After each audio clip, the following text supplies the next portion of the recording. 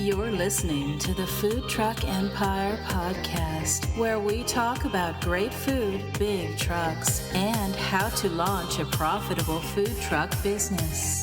Here's your host. Yeah, Friday morning, and it's another exciting, informative episode of the Food Truck Empire podcast, number 18 to be exact. Today, our featured guest is Mark Hamilton, the proprietor of Mark's Grill out of Memphis, Tennessee. Mark goes in depth on a topic I've never really covered on the podcast previously, about the importance of having food that you can serve fast and a well-thought-out workflow for the layout of your kitchen. And as Hamilton points out, speed, or the more product you can get out the window, the greater opportunity there is for increased profits. So definitely stick around for this if you are currently operating a food truck right now. He's got a lot of great insights about optimizing the number of products that you can get out your window. But first, this week I want to start off by sharing a listener email with you. The writer asked me not to share their name, but the question was fine to share, and I think you'll figure out why in a moment here. Now, the email said this: Hi, Brett. Really enjoy the podcast since discovering it 2 weeks ago. Keep up the great work. I've got a question I was hoping you could help me with. When someone types in the name of my truck into Google, a blog post comes up with a bad review of my food truck from over 1 year ago when I was just getting started. I don't want people to type my name into Google and see this bad review. Is there anything that I can do?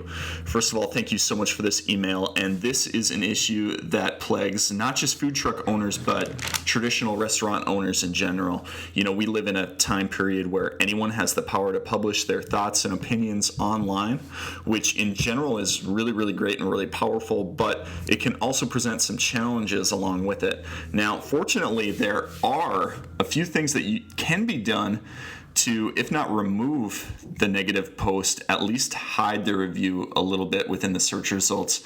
And I'll talk about this, how you can go about doing this right now. First of all, before you get started, the first thing I would recommend is, have you tried emailing the blogger directly and inviting them to test your truck again? Now, if you can just send a polite email explaining that, hey, you know, I just opened when you first tried me out, or maybe you just had a bad day at the time, the blogger might be interested in reviewing you again and updating that post. That's probably the easiest and most direct way to go about getting either that post removed or updated, but it might not always be possible. That would definitely be the first thing that I tried, though. Second thing, though, I want you to conduct a search for the grilled cheese truck when you get home in Google, because they do a really great job of managing their online reputation, or the listings that are displayed within Google when people type in their name. And that's the search query that I would run is the grilled cheese truck and hit return. And here's what you'll see. The first result that you'll see is the domain name or URL that they've purchased, which just happens to be theGrilledCheeseTruck.com.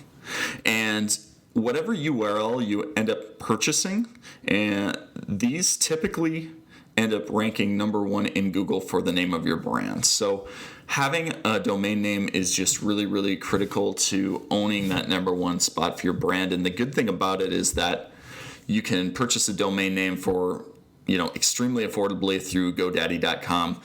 It'll cost you about $10. Number two, the second thing that you'll notice is that you'll see a lot of claimed and active social media profiles.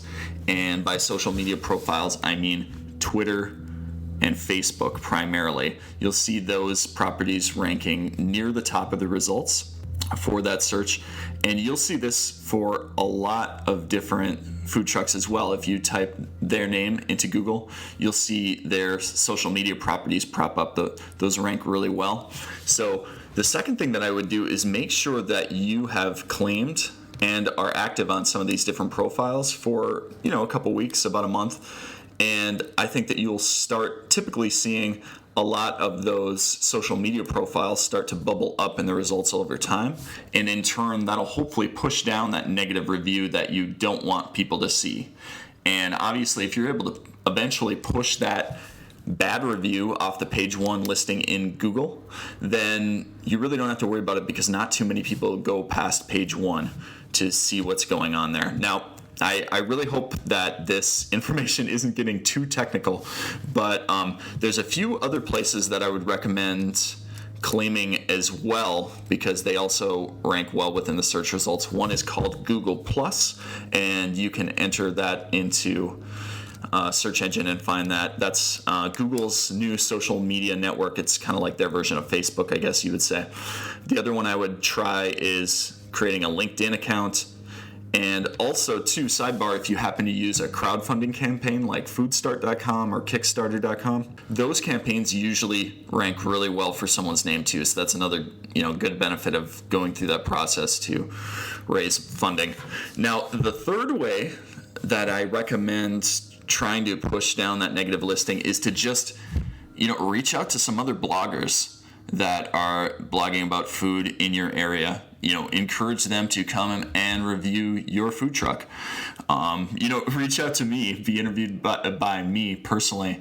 And a lot of times the food trucks that I interview, my interviews will be ranked on page one of Google for the name of their business. So just some really basic steps, but if you are interested in learning more about this, I actually put together a post on the blog at foodtruckempire.com called The Mobile Restaurateur's Guide to Dealing with Bad Reviews that gets more into the nitty-gritty of how to handle a negative review, and you'll of course find that in the episode 18 show notes on the blog. Now finally, it's November already, which is insane, but it also means that I'm looking for another food truck to help fund and showcase for this month. And if you know of a deserving food truck that we could use, that could use a little bit of help and is operating a food truck campaign or a crowdfunding campaign online like a Kickstarter, please let me know about them on Facebook, and we'll all definitely take a look at them and consider kicking in a few bucks to their campaign and showcasing them on the podcast. Thank you so much for listening, and let's dive straight into our main course with Mark Hamilton. Hey, today we've got Mark Hamilton of Mark's Grill Food Truck on the call with us out of Memphis, Tennessee. How you doing today, Mark? Oh, I'm doing fine. It's a real nice weather day here in Memphis, so not too hot, not too cold, so. Excellent. Beautiful.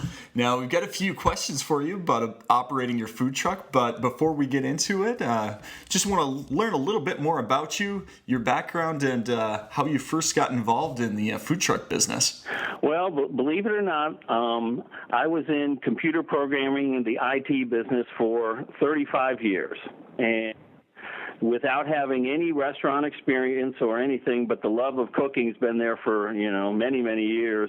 I started going out to California for business, and I saw the food truck business, right up front in a park with 2 or 3 food trucks and a bunch of people standing around, and I thought, wow, this is a new paradigm for lunch delivery food. So that was 3 years ago, and I came back and started researching it. Memphis had no food truck laws at all. It was, just kind of like treated as if they were the old, what they called roach coaches or, quick delivery trucks. So I started working with the city council. We got the law passed, and Memphis has probably one of the best food truck laws in the country. It's literally 6 hours anywhere we want to park, 50 feet away downtown and 300 feet in the suburbs.